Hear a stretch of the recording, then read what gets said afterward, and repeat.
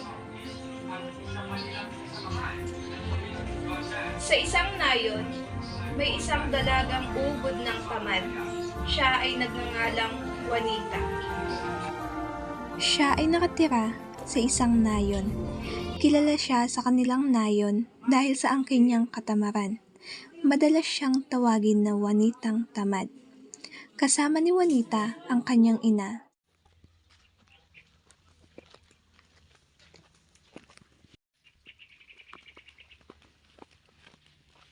Juanita, oras na para tumulong ka magpitas ng mangga doon. Nay, hindi ba pwedeng antayin na lang natin mahulog yung mangga? Hindi, Juanita. Bumangon ka dyan at tumulong ka doon.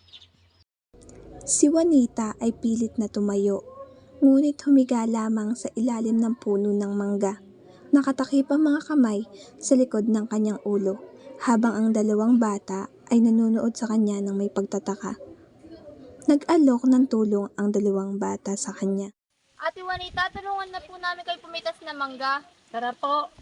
Hindi ito pinansin ni Juanita at nagpatuloy lamang ito sa kanyang pagtulog.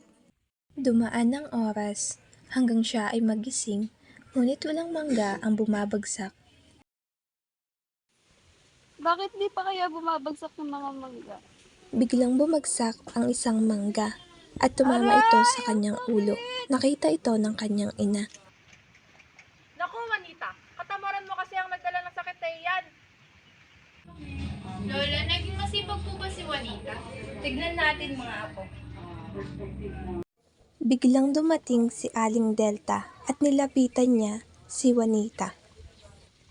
Juanita, hindi mo makarating ang iyong pangarap kung patuloy kang tataba sa iyong pagtulog. Aling Delta, hindi naman po ako natutulog. Nagpapahinga lang po ako sa bed. Mahirap ang buhay, Juanita. Ang bawat pagpupunyagi, may buhay. Pinakinggan ni Juanita si Aling Delta at simula noon, siya ay naging masipag at matyaga. Kaya kayong mga bata, huwag niyong gagayahin si Juanita. Kayo ay maging masipag at matyaga. Opo, Lola.